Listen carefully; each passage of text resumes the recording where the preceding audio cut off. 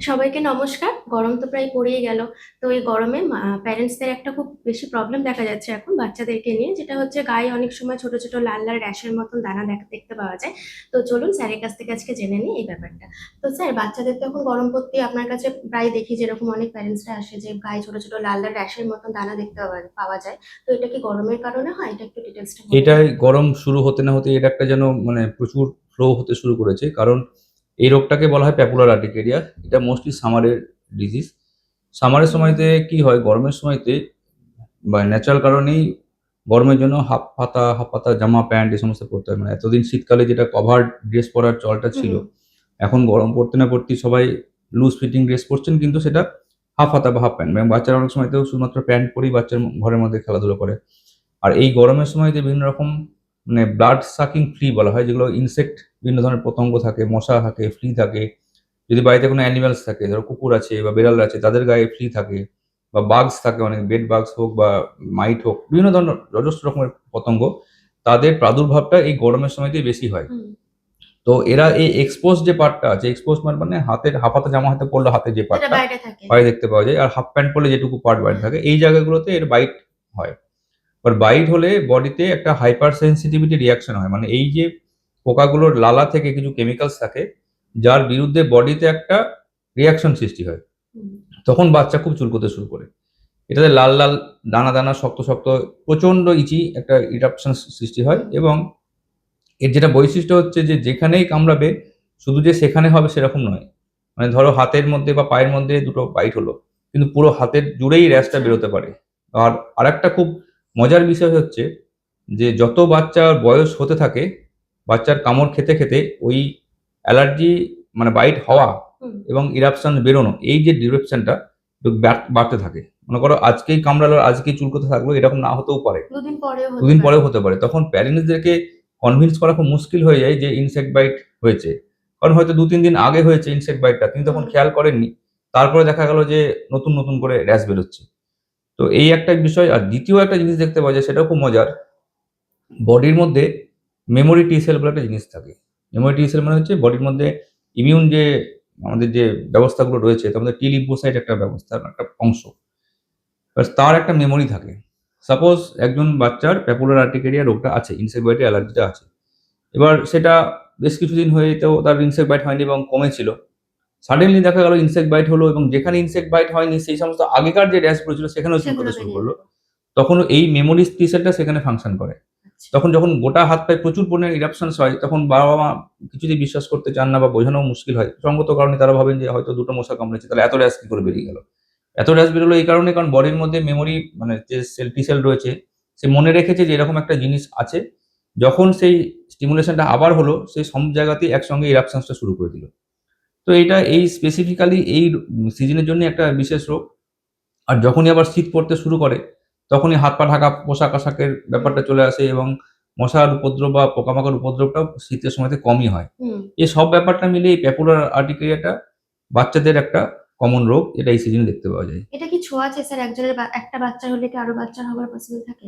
না, ছোঁয়াচে নয়, কিন্তু যখন দেখা যায় যে অ্যাটোপিক ডায়াথিসিস বা অ্যাটোপিক ব্যাকগ্রাউন্ড রয়েছে, এবং যাদের ধরো স্কিন একটু ড্রাই বেশি, বা ঠান্ডা লাগার ধাত রয়েছে, একজিমার প্রবণতা রয়েছে, ফ্যামিলি হিস্ট্রি রয়েছে একজিমা প্রবণতা হওয়ার, তাহলে সেই বাড়িতে অন্যান্য বাচ্চা যদি থাকে, তারা তো একই এনভায়রনমেন্ট এর মধ্যেই থাকছে। হুম। ফলে একজনকে ইনসেক্ট বাইট হচ্ছে মানে তাহলে সমান প্রবণতা বা সম্ভাবনা রয়েছে তার হুম। অন্য ইনসেক্ট বাইটও হওয়ার। দুজনের বাচ্চাদের জেনেটিক্স একই রকম। ফলে তাদের যে প্রিকন্ডিশন, যেটা ইনসেক্ট বাইট থেকে অ্যালার্জি হওয়ার যে কন্ডিশন, সেটাও সেম।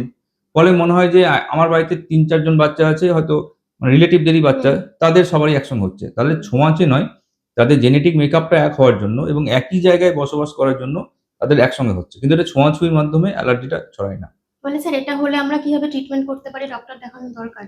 হ্যাঁ, এটা হলে আমাদের এই ক্ষেত্রে কিন্তু প্রধান ট্রিটমেন্টটা হচ্ছে প্রিভেনশন। হুম। ট্রিটমেন্ট প্র্যাকটিক্যালি এই রোগের খুব কিছু নেই। ট্রিটমেন্টটা হচ্ছে সম্পূর্ণ হচ্ছে ওই তখন যে এপিসোডটা হলো, সেই এপিসোডটাকে ট্রিট করারই ট্রিটমেন্ট।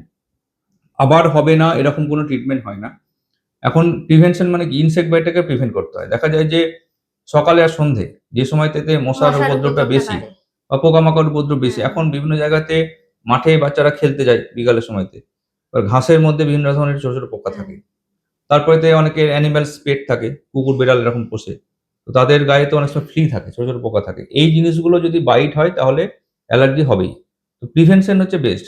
তাহলে সকালে আর সন্ধ্যায় যে সময় মশার বেশি, ইনসেক্ট বাইটের উপদ্রব বেশি, সেই সময়তে একটু লুজ ফিটিং লাইট কালারের পোশাক পরতে হবে। লাইট কালারের পোশাকে ইনসেক্ট অ্যাট্রাকশন কম হয়। হুম। আর অনেক সময়তে মসকিটো রিপেলেন্ট কিছু ক্রিম পাওয়া যায়। যদিও তাতে কোনোটায় অ্যালার্জি হওয়ার সম্ভাবনা থাকে। কিন্তু যদি টেস্ট করে নেওয়া যায় যে কিছু হচ্ছে কিনা, তাহলে সেটা এপ্লাই করা যেতে পারে।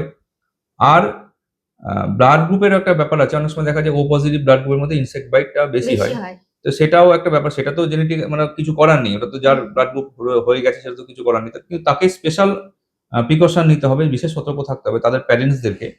স্কুলের মধ্যে যখন যায় তখন অনেক সময় হাফ প্যান্ট যদি স্কুলের ইউনিফর্ম হয়, তখন পায়ের তলে যখন মশাগুলো কামড়ায়, তখন অনেক সময়তে ফিরে এসে দেখা যায় পায়ে লাল, লাল হয়ে হুম। ফুলে গেছে।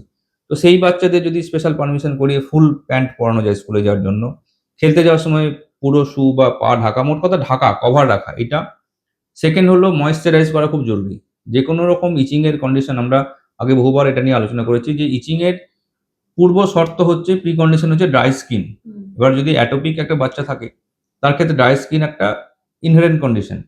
তাহলে প্যাপুলার আর্টিকেরিয়াতে যদি স্কিনটা ড্রাই থাকে তাহলে তার চুল কবে বেশি? হুম। তাহলে ভালো করে ময়েশ্চারাইজ করতে হবে। ময়েশ্চারাইজের মধ্যে কোনো ফিক্সড রুল নেই যে এই ময়েশ্চারাইজারটাই করতে হবে। ওয়েদারের সঙ্গে, সঙ্গে বয়সের সঙ্গে, সঙ্গে যেটা স্যুট করবে শুট করবে বাচ্চার। সেটা, হ্যাঁ। এবং এরিয়ার সঙ্গে, সঙ্গে। মুখে যে ময়েশ্চারাইজার লাগাবো obviously হাতে পায়ে সেই হুম। ময়েশ্চারাইজার লাগাবো না। ফেসের অয়েল সিক্রেটিং গ্ল্যান্ড থাকে। যদিও বাচ্চাদের ক্ষেত্রে অয়েল সিক্রেশন স্টার্ট হয় না। তো আমরা গরমের মানে অবস্থা বুঝে, হিউমিডিটি বুঝে ময়েশ্চারাইজার, এমনকি নারকেল তেল, গ্লিসারিনটা আমরা আগে অনেক আলোচনা করি, সেগুলো ইউজ করতে পারি। অথবা কোনো লাইট ময়েশ্চারাইজার যাতে ফ্র্যাগ্রেন্স কম থাকবে সেটা লাগানো। আর লাস্টলি যদি দেখা যায় যে এরকম ইনসেক্ট বাইট হয়েছে, তাহলে সেখানে ল্যাক্টোক্যালামাইন জাতীয় লোশন, ক্যালামিন জাতীয় ক্যালাক্রিম ইত্যাদি ধরনের আমরা ক্লিনিকে প্রায় প্রেসক্রাইব করি। হুম। এবং অনেক সময় mild topical steroid. Mild topical steroid বলতে ফ্লুটিকাজোন ক্রিম জাতীয়, সেটা 5 to 7 ডেজ লাগানো যেতে পারে ইনসেক্ট বাইট হওয়ার সাথে, সাথে। মানে যখন যদি মা বা বাবা প্রত্যেকদিন লক্ষ্য রাখেন, প্রত্যেকদিন যদি পুরো বডিটা এক্সামিন করেন, তাহলে গতকালকে কোন র্যাশটা ছিল না আর আজকে কোনটা ছিল সেটা মনে থাকবে। বুঝতে পারবে। হ্যাঁ। তাহলে সেই জায়গাগুলোতে নিউ র্যাশেস গুলোতে লাগাতে হবে। কারণ যদি একবার এস্টাবলিশ হয়ে যায়, বাচ্চা যদি স্ক্র্যাচ করে দেয়, চুলকে দেয়, তাহলে সেখানে কিন্তু জায়গাটা গেড়ে বসবে। তখন ওটাকে হুম। তাড়ানো খুব মুশকিল হবে। তো তখন কি দাগ হয়ে যাওয়ার সম্ভাবনা হতে পারে? হ্যাঁ, দাগ হতে পারে। তবে এই দাগের দুটো ভাগ আছে। একটা হচ্ছে পিগমেন্টেশন হতে পারে। স্ক্র্যাচ হলো বা ইনফ্লামেশন হলো, বা কোনো অনেক সময়তে স্ক্র্যাচ করার ফলে সেকেন্ডারি ইনফেকশন হয়, ব্যাকটেরিয়াল হুম। ইনফেকশন হয় স্কিন থেকে। ফোড়া হতে পারে, পেকে যেতে পারে। সে সমস্ত ক্ষেত্রে হলে যদি ডিপ উন্ড হয় তাহলে স্কার হতে পারে। স্কার হলে কিন্তু স্কারটা থেকেই যাবে। স্কার হুম। পুরোপুরি ঠিক হবে না। কিন্তু যদি অনলি পিগমেন্টেশন হয়, পোস্ট ইনফ্ল্যামেটরি হাইপার পিগমেন্টেশন যেটাকে বলা হয়, সেটা আস্তে, আস্তে সময়ের সঙ্গে, সঙ্গে কাটে। এবার এই সময়টা কত? অনেকে ১ মাস পরে এসে বলেন দাগ তো কমছে না। এটা মাসের ব্যাপার নয়, বছর লেগে যেতে পারে। ২ থেকে ৩ বছর অব্দি সময় লাগতে পারে। এবং দেখা যায় যত বয়স বাড়ছে আস্তে, আস্তে এটা কমতে থাকে।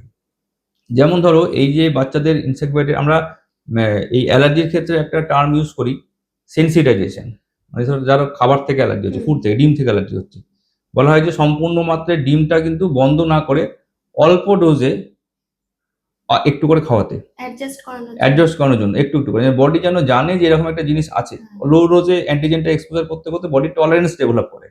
সম্পূর্ণ মাত্রায় যদি ডিমটা বন্ধ করে দাও, এবার এর মধ্যেও কিছু কিন্তু ব্যাপার আছে। যখন অ্যালার্জির লেভেলটা কত হাই, যে ডিম হুম। স্পেসিফিক যে প্রোটিন স্পেসিফিক যে অ্যান্টিজেন, যে অ্যালার্জিটা সেটার লেভেল যদি খুব হাই থাকে তাহলে তাকে অ্যাবসোলিউটলি রেস্ট্রিক্ট করতে হবে। কিন্তু মাঝামাঝি যদি থাকে তাহলে একটু, একটু করে তাকে এক্সপোজ করতে হয়। ইনসেক্ট বাইটের ক্ষেত্রেও তাই। সে ছোটবেলা থেকে ইনসেক্টের কামড় খেতে, খেতে তার বডি জেনে যায় যে এরকম একটা জিনিস আছে, এটা নিয়ে চলতে হবে। এই ডেভেলপ করতে, করতে কারো ১০ বছর লাগে, কারো ১২ বছর লাগে, কারো ১৪ বছর লাগে। কিন্তু ইউজুয়ালি এটা এজ বাড়তে, বাড়তে ঠিক হয়ে ঠিক যায়। হয়ে যায়। তাহলে স্যার এরকম হলে কি আমরা বাড়িতে অ্যালোভেরা জেল বা মধু এই টাইপের কিছু লাগালে কি বাচ্চারা রিলিফ পেতে পারে? মধু বা অ্যালোভেরা জেলের একটা অ্যান্টি ইনফ্লেমেটরি গুণ থাকে। সেক্ষেত্রে ইনফ্লামেশন কম বা ইচিং কম হওয়ার প্রবণতা হতে পারে।